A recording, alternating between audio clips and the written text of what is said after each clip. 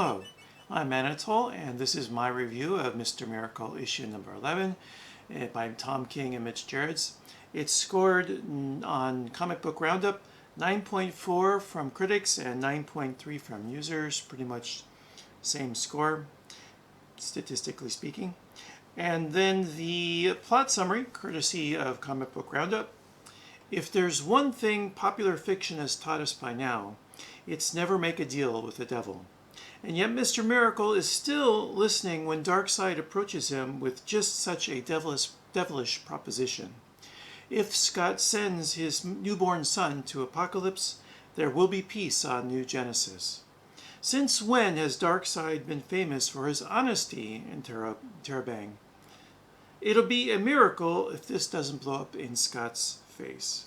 And the issue is pretty much the confrontation on New Genesis? No, that can't be right. An Apocalypse. It's pretty much the confrontation between Scott and Barda and Darkseid and Desaad on Apocalypse for the most part. And the issue is very clever in the way that it has already, the series has seeded a few elements that this issue calls back upon, so that the knife that is given to him by the sisters is hidden inside the veggie plate, which was a joke from earlier in the series. And one of the sisters is the guard that lets them in, and it's not really a callback. And the revelation that Desaad is actually Metreon is also a payoff for an element that was planted much earlier in the series. So all that is good writing. It's well plotted, tightly executed.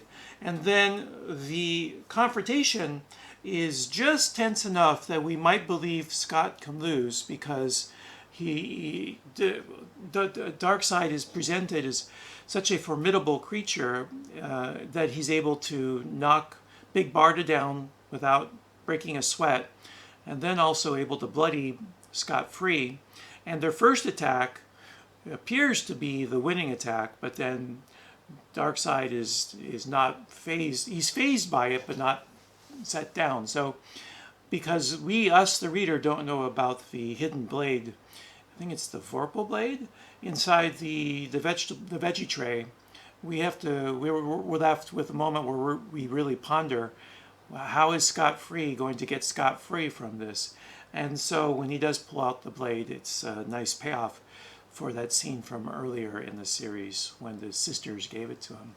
So yeah, the final confrontation is what we could have hoped for, and then we're left with the revelation that the universe that he is in is somehow separate from the one where the main heroes are. So that is the indication that he's kind of created his own Chinese finger trap for him. He's gone into a side pocket universe, and he now is stuck within that universe. And us, the readers, all these questions we had about reality, Metreon lets us know that the reality that the series is in is not the real reality, that it is kind of a simulacrum, or at least a splinter offshoot of the real universe. So we have to know what's going to come of everything we've seen, and what's going to come of the child that Scott and Barda have, because that child will be coming. If they do return to the real universe, this child is not a creature of that universe. So what happens to the child? And I also wanted to point out that the way that time passes in the series, there is no Jacob Free at the beginning, and then when there is, we barely glimpse him, and then in this issue we get to see him trying to form language for the first time.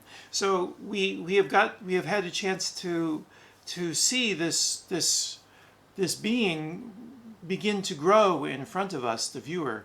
And so that creates stakes for Scott within this universe, which is good, because that's going to be the last conflict. What happens of this pocket universe? If he didn't have this newborn baby, well, not even newborn, this year-old child that us, the reader, have had a chance to get attached to, then it'd be the decision about what happens with this pocket universe, if he can leave it, would be quite a simple one. But now that he has stakes in this universe, there's going to be a momentous decision he has to make, and that'll draw our interest into how does this series conclude? What is Scott going to do about this side universe that he's in? What decision will he make? Will he stay, or if he's given the chance to leave, will he leave and maybe leave behind the baby that he has in this universe?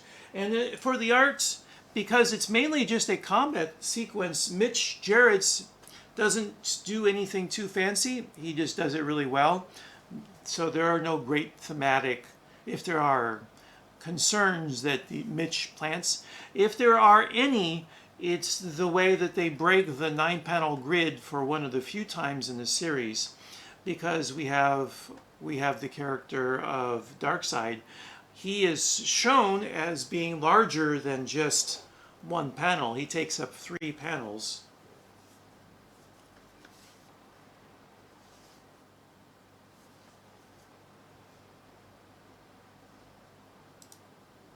And as you see there, he takes up all 3. And then when we see Barda and Scott in the middle, they're just stuck in one panel, and the other 2 panels are just the surroundings, the setting that they're in. And then again, to give that scope, the size of Darkseid, to build the threat that he is, you see that he is in the center of that one panel, but his whole body is within all 3. And then we're given the figure of Desaad, to again give scale to Darkseid. So that little bit was a nice bit of presenting just the true size of Darkseid, so that us, the reader, can feel the threat that he is to our heroes, our protagonists. And that's pretty much it. I can't believe we're almost done.